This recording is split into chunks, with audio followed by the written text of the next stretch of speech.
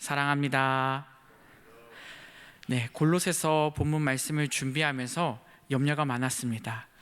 이 본문 말씀을 계속 듣고 있지만 이 말씀대로 살아내기가 너무 어려웠기 때문입니다. 하지만 반면에 기대도 있었습니다. 제가 군 시절에 하나님을 만나고 또 하나님의 그 믿음 가지고 살겠다고 다짐할 때 보초를 쓰면서 답을 찾았기 때문입니다. 바로 이 본문 말씀을 통해서 하나님을 위해 어떻게 살아야 될지 고민하고 또 답을 찾았기에 오늘 이 본문을 나누는 것이 저에게는 너무나도 큰 기대가 됩니다. 오늘 말씀을 통해 우리가 우리의 자세, 하나님의 종으로서 그 종의 자세를 다시 한번 생각하고 또 하나님의 종임을 기억하는 시간이 되었으면 좋겠습니다.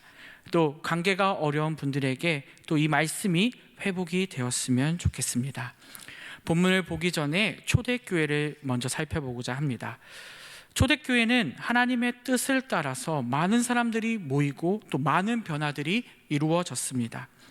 복음이 전해가고 변화가는 그 모습들이 극적으로 일어났는데요. 왜 이러한 변화가 빠르게 이루어졌을까요? 이유는 그 초대교회 사람들이 모든 사람에게 동등하게 대하기 시작했기 때문입니다. 당시에는 자기보다 신분이 낮은 사람과는 말도 하지 않았고 또 그들에게 베풀지도 않았습니다. 철저한 계급 사회에서 사람들은 사람들끼리 무시하며 살았기 때문입니다. 로마법에 따르면 노예는 물건입니다. 노예는 또 재산을 소유할 수도 없고 아이를 낳게 되면 그 아이의 소유는 주인이 가져가게 됩니다. 팔아넘겨도 죽여도 모든 것이 주인의 소유라는 것이죠. 하지만 교회에서는 인간을 동등하게 여겨야 합니다. 그렇기에 이 교회에서는 상황이 완전히 바뀔 수밖에 없었던 것입니다. 교회가 노예에 대해서 자유를 이야기하고 동등한 사람으로 대해주기 시작한 것입니다. 올바른 변화이죠. 그런데 이렇게 살면서 점점 오해가 생기기 시작했습니다. 주인들은 교회에서 배운 대로 노예에게 동등함을 펼치고 또 열심히 섬깁니다. 그런데 점점 노예들에게 불만이 나오기 시작합니다. 그리고 더 나아가 노예들은 종을 놀려먹는 상황까지 나타나게 된 것이죠. 물론 이유는 있습니다. 이때까지 종들은 무시받았고 열심히 일해도 본인들이 얻을 수가 없었기 때문이죠. 그런 상황 속에서 오늘 바울은 그 종과 주인들에게 말씀하고 있는 것입니다. 22절 앞부분에 종들에게 이렇게 말합니다. 모든 일에 육신의 상전들에게 순종하되 그들은 그리스도 안에서 모두 자유인이 되었지만 하나님의 자녀가 되었지만 세상 사회에서 종의 신분에 맞는 역할이 있습니다. 신분에 맞게 주인에게 순종하고 받아들여야 한다고 바울은 말하고 있는 것입니다. 22절 후반부에 이유가 있습니다. 그 종들이 어떻게 일했습니까? 눈가림식으로 일하고 사람에게 하듯 일을 했기 때문입니다. 쉽게 말하면 감시당할 때만 일하고 주인이 보지 않을 때는 일하지 않았다는 것입니다. 바울은 이것을 명확하게 이야기하고 있는 것입니다. 종들아, 너희가 살아갈 때 눈가림식으로 살아가면 안 돼 라고 하는 것이죠. 우리한테 한번 적용해 볼까요? 하나님께서는 우리가 일할 수 있는 일터를 허락하셨습니다. 때로는 눈가림하며 적게 일하고 싶을 때도 우리의 마음에 있을 수 있습니다. 하지만 그렇게 해서는 안 된다고 말하고 있는 것이죠. 하나님이 나를 바라보시는데 그 바라보실 때 우리는 그것을 의식하고 하나님을 두려워하며 아무도 보지 않더라도 그곳에서 열심히 일해야 한다고 말하고 있는 것이죠. 성실해야 한다고 하나님을 말씀하고 있는 것입니다. 저는 아버지께서 시골 개척교회 목사님이십니다. 그때 당시에 교회 성도도 거의 없었습니다. 어찌 보면 저희 가족들이랑 시간을 많이 보낼 수도 있었을 것 같습니다. 그런데 어릴 때는 이해가 안 됐습니다. 새벽 기도가 마치면 애초기를 들고 동네 12km 길을 열심히 또 애초 작업을 하셨습니다. 오후에는 방역기를 사서 열심히 또 방역을 합니다. 동네 아프신 분들이 있으면 스타렉스로 또 아침에 열심히 또 병원으로 또 실어 나릅니다. 또 지금은 불법인 것 같긴 한데요, 침도 배우셔서 침도 놓고 부항도 떠드리더라고요. 어떻게든 아버지는 시간을 내서 어른들을 섬기고 공경하는 일에 최선을 다하셨습니다. 옆에서 봐도 너무 부지런합니다. 저는 이해가 안 되었습니다. 시골이니 좀 편히해도 될 것 같은데 그렇게 살지 않으시더라고요. 사역자가 돼 보니 이해가 되었을까요? 더 이해가 안 됐습니다. 설교 준비하는 것도 힘들고 사람 관계 맺는 것도 많은 시간을 해야 되는데 그 모든 일들을 아버지가 하신 게 이해가 안 됐습니다. 물론 아버지를 저는 이해합니다. 어떻게든 모든 일을 주님을 경외하며 성실히 사셨다는 것을요. 옛날 분이라 그럴 수도 있겠지만 저같이 연약한 사람들에게 보여지는 일들만 해내는 것도 벅차기 때문입니다. 우리는 사람의 눈을 두려워하지 않기 원합니다. 외식하며 종처럼 일하는 것이 아니라 늘 모든 일에 하나님을 경외하는 마음으로 일하기 원합니다. 하나님이 나를 어떻게 바라보고 있는지를 그것을 더욱더 생각하고 의식하며 하나님을 두려워하며 일하기 원합니다. 바울은 오늘 종들에게 이러한 마음을 가지라고 말하고 있는 것입니다. 우리가 그 종 아닙니까? 하나님의 종으로서 사람이 아니라 하나님을 두려워하는 마음으로 일하는 우리가 되기를 바랍니다. 23절에 하나님은 지금 바로 앞의 수준보다 더 어려운 것을 말씀하고 있습니다. 무슨 일을 하든지 마음을 다하여 주께 하듯 하고 사람에게 하듯 하지 말라. 주님께 충성하는 사람과 사람에게 충성하는 사람과의 차이점이 무엇일까요? 사람에게 충성하는 사람들은 대가가 분명히 있을 것입니다. 월급, 나의 명예, 내 진급을 위해서 사람들에게 잘 보여하고 사람들에게 맞춰서 충성을 합니다. 일은 잘 될까요? 잘 안 될까요? 잘 되겠죠? 목적이 확실하니까. 제가 건설 현장에서 일을 한 3개월을 했었는데요, 하루에 3공수씩 했습니다. 혹시 들어보셨을 텐데 하루에 주어진 일을 해내면 그게 1공수입니다.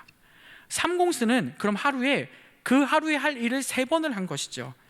야근을 해서 밤늦게까지 10시 지나서까지 일을 했습니다. 왜 그렇게 했을까요?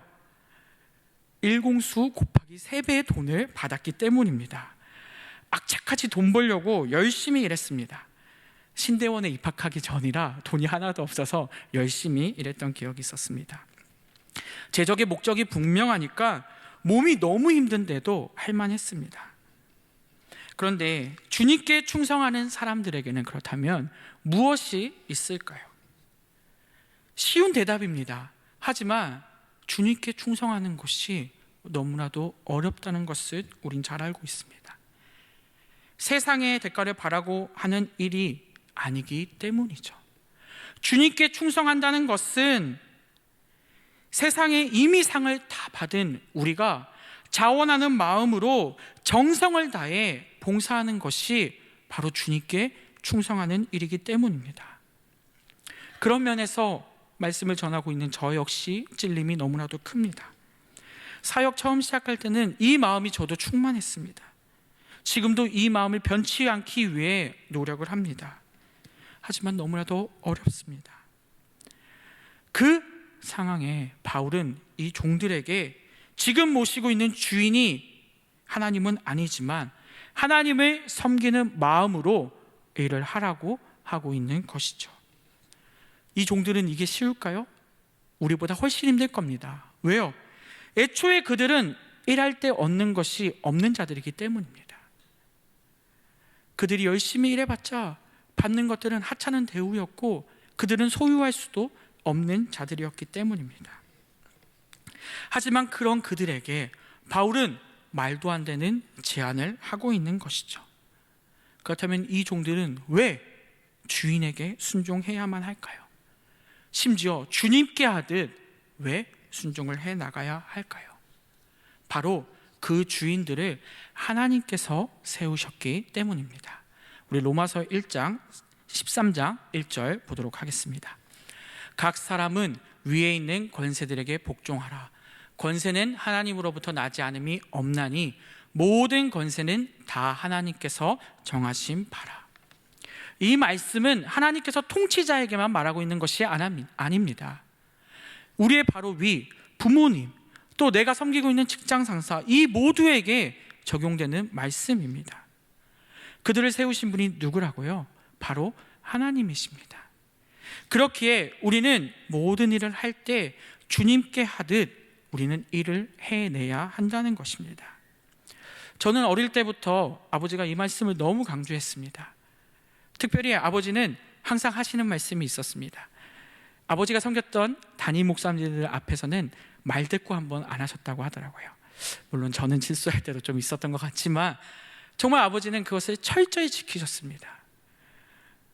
아버지께서는 순종하는 것을 또 저에게도 너무나도 잘 가르쳐 주셨습니다. 물론 그 말씀을 들은 저는 부족합니다. 하지만 주님이 원하시기에, 주님이 순종하라고 하시기에 이 일을 하려고 이 길에 서 있습니다. 우리 또한 주님의 일을 교회에서 계속해 나가야 합니다. 우리 교회는 이미 나눔 구제 선교를 열심히 하고 있습니다. 근데 제가 작년 LMTC 강의를 듣다가 너무나도 놀랍게 깨달은 것이 있습니다. 미셔널 처치에 대해서 배운 내용을 잠깐 나눌 건데요. 요즘 선교에 떠오르는 주제가 미셔널 처치라고 합니다. 우리나라는 실제로 선교사님들을 가장 많이 파송한 나라 중에 하나입니다. 정말 많이 보냈죠. 하지만 보내기는 했지만 실제로 그 선교사님들과의 관계, 또 선교사님들이 하는 일에 대해서는 많이 관여하지 않았습니다. 오히려 맡겨두었다는 표현이 맞는 것 같습니다. 그러다 보니 코로나 상황에서 교회들이 어려워졌을 때 선교사님들도 같이 힘들어지고 또 선교사님들과 관계를 끊는 것도 보게 되었습니다. 그렇기에 선교의 현지에 있는 선교사나 또 보내는 성도들과 같이 일을 하는 이 미셔널 처치가 우리에게 필요하다는 것을 깨닫게 되었습니다. 우리는 같이 하는 이 하나님의 일들에 동참하는 우리가 되었으면 좋겠습니다. 우리는 주님의 일을 할 때 최선을 다해야 합니다. 교사로서 구제하고 헌신하고 봉사하고 나눔하는 이 교회의 일들에 충성했으면 좋겠습니다. 노예들은 아무것도 얻을 수 없지만 왜 죽게 하듯 상전을 섬겨야 하나요? 24절에 답이 있는데요. 기업의 상을 죽게 받은 줄 아나니 라고 되어 있습니다. 성도가 주님의 일을 신분에 상관없이 그 일들을 해낸다면, 최선을 다한다면 우리가 받는 것은 그것은 기업의 상입니다. 그 기업의 상은 주님이 허락하신 것입니다. 우리는 처음부터 기업이 있던 자들이 아닙니다. 가지고 있는 게 애초에 없던 자들이죠. 그런 우리에게 하나님께서 하나님의 일에 최선을 다할 때 기업을 주시겠다고 약속하신 것입니다. 하나님께서는 우리가 하나님의 일에 최선을 다할 때 우리를 잊지 않으시고 우리에게 기업을 상으로 주실 줄을 믿습니다. 세상의 사람들은 우리를 세상의 기준으로 평가하고 오해할 수도 있습니다.